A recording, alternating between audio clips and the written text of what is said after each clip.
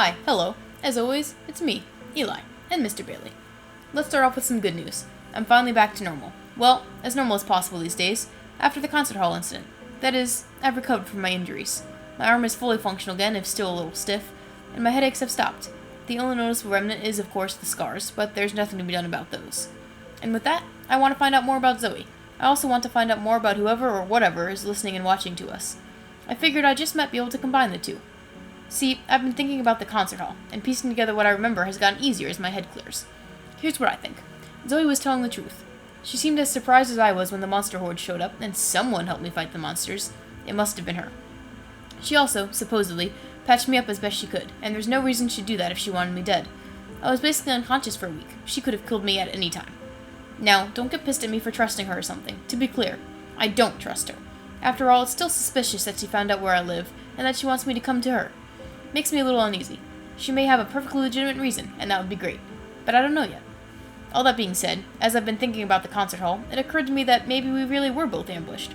Maybe the entity observing us heard that we were planning to meet up and wanted to prevent that from happening.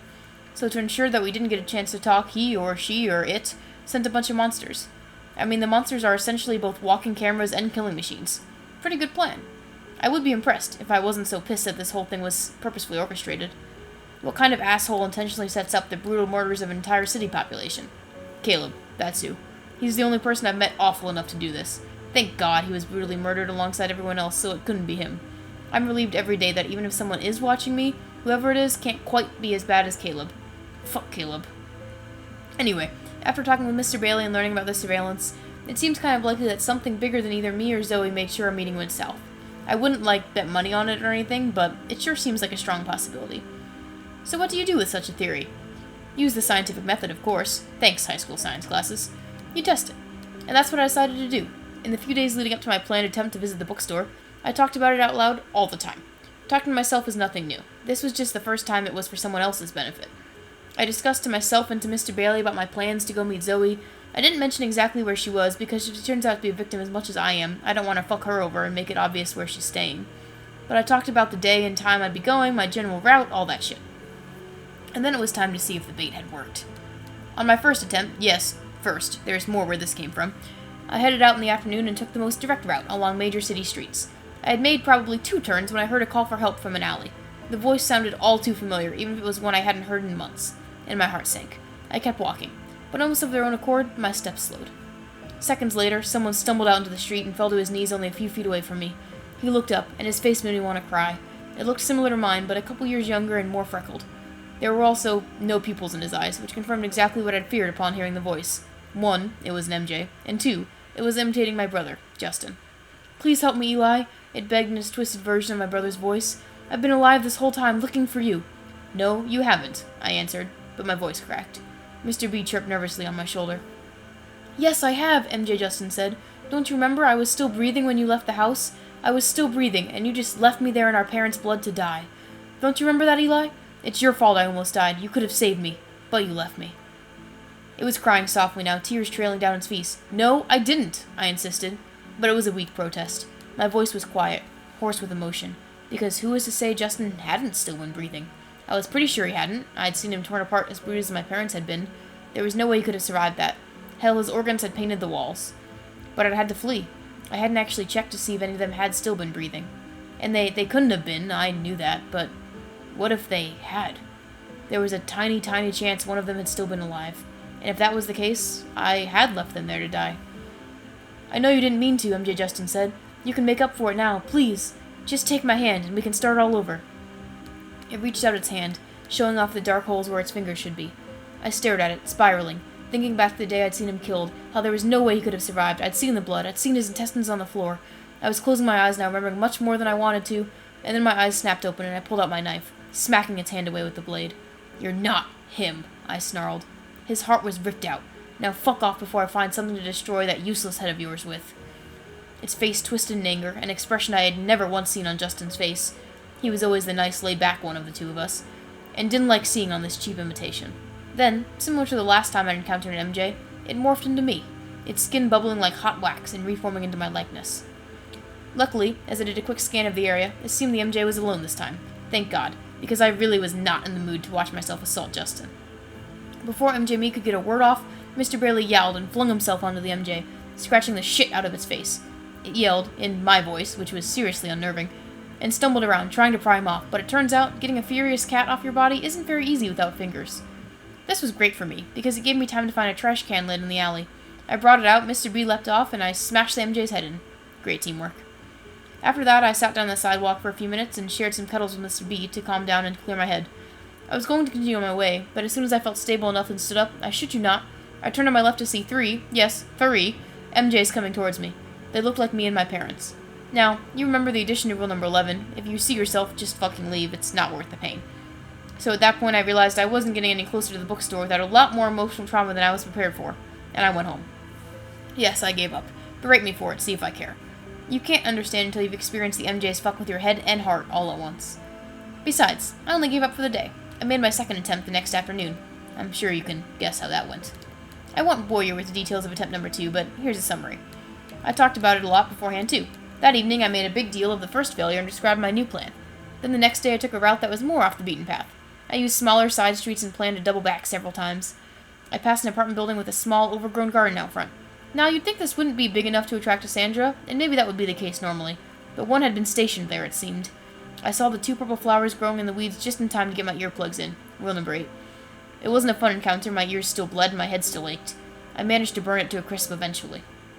Shortly after that, my path was blocked by a crowd of Caleb's. I had to run into the closest building, which turned out to be a 10-floor office building, and let me tell you, what a crazy time.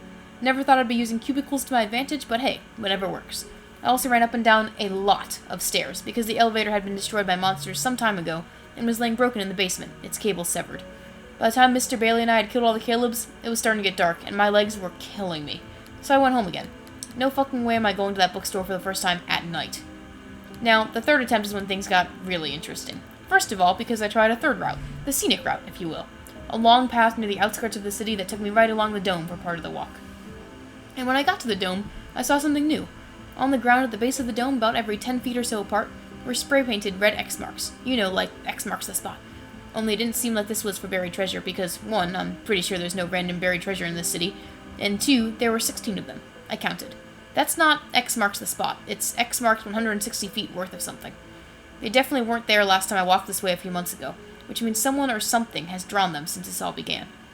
Mr. Bailey just gave me a little meow and shake of his head, so I guess he didn't know either. It occurred to me that Zoe could have made them, and if that was the case, I wondered what she was marking. If I ever got through the monsters clearly being sent to stop me from getting to her, I'd have to ask her. Because, I mean, come on. Based on the last 2 days, my hypothesis certainly seemed to be correct. It's common to run into monsters, obviously, but the way I'd been running into them on every route I tried, as if on cue, it felt like they'd been placed in my path intentionally. The third attempt only made that theory seem more likely. After finding the X marks at the dome, I turned in towards the city, my back to the dome, intending to head deeper into the city now that I'd gone as far on the outskirts as I could. I didn't make it very far before, shocker, I heard the thundering of footsteps, and around a corner came a herd of Brents. By that I mean like 10 of them, which is a lot for one guy to handle, especially since I only ever carry 2 or 3 Molotov cocktails at a time. Mr. B arched his back and hissed at them from his place on my shoulder. Unfortunately, this did not seem to deter them. They were all staring right at me, and they just kept coming. Fuck, I cursed under my breath. And then I ran, because what else was I gonna do? It gave me concert hall vibes, as I ran away and simultaneously reached into my pockets, fumbling for a cocktail on my lighter. The kind of deja vu I never wanted to have. Here I was, running for my life, frantically trying to light something on fire to throw back at them. Again. Thankfully, my lighting stuff on fire while sprinting skills have gotten better with experience. I managed to set the rag alight and tossed it over my shoulder. I heard the screech as at least one Brent went up in flames, and then a second later I smelled burning Brent flesh. I gagged and almost vomited, but that would have slowed me down, so I just covered my mouth and tried not to focus on the grossness factor. I did the same thing again with my second cocktail, and this time I remembered to breathe through my mouth, avoiding the worst of the awful burning monster flesh smell. I hoped I'd gotten them all. They are pretty stupid and will flock together, even if something on fire comes their way. I chanced to glance backward and my heart sank. Not only were there still several left of the original pack, but as I watched, another several came careening out of side streets and joined them. The herd was basically back to its original size, and I had no more ready-made Molotov cocktails on me. Fuck. I had also been sprinting for quite a while at this point, and I'm not ashamed to say that despite the occasional running for my life I do, I'm not in the best shape in the world. It's been a long time since high school basketball, so I was winded as all hell and developing some major cramps. Without meaning to, I began to slow down, and the Brents, who hadn't been far behind to begin with, gained even more ground. I tried ducking quickly into an alley or two, hoping that would confuse them, but it didn't. They just kept coming. Finally, I found myself in front of a bank.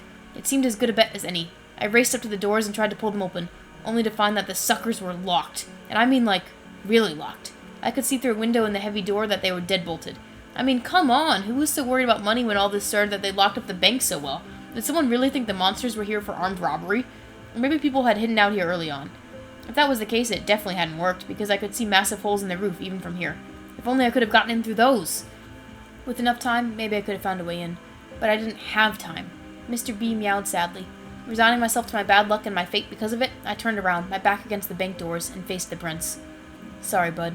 I love you, I whispered to Mr. Bailey, and I closed my eyes, waiting to feel claws tearing into me and ripping out my organs. Only I didn't. You probably guessed that since I'm writing this now.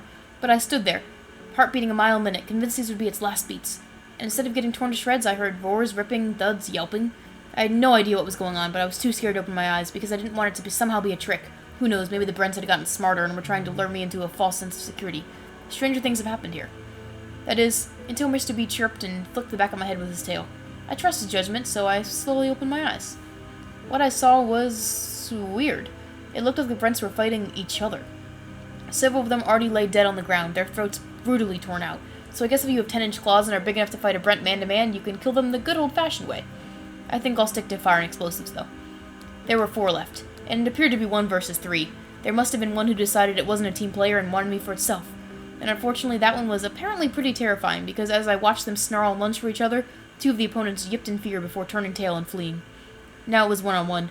I didn't have to watch long before it was all over. There was a lot of slashing and biting, but ultimately the rebel won. It smashed the other Brent's head to its knee, clawed the shit out of its chest, and tore its throat out, same as the ones who were dead already. That other Brent dropped to the ground, lifeless, leaving just the rebel. And the rebel looked up at me, blood dripping from its claws, and began to walk slowly towards me. God, I wish I had something flammable. Maybe I could pull off my jacket and set that on fire. It still had all my other supplies in its pockets, though, and the Brent wasn't very far away. I didn't think I could empty my pockets, get the jacket off, and light it on fire in time. Well, at least I'd only be torn apart by one Brent, and not a whole herd fighting over me. That seemed like it might be a little less gruesome. I kept my hand on my lighter and was about to light it and throw it at the Brent, a last effort at saving myself, when it suddenly stopped walking. It was on the bank steps now, a few feet away from me, but not close enough to tear at my heart. And it just stopped.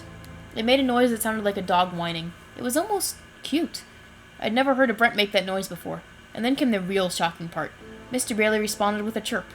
I looked at him in shock as the Brent whined again, and Mr. B meowed, and it continued back and forth. They were having a conversation. After 30 seconds or so, the Brent held out a paw and opened it, palm up, to me. Sitting there was a note, and before I even read it, I recognized the handwriting.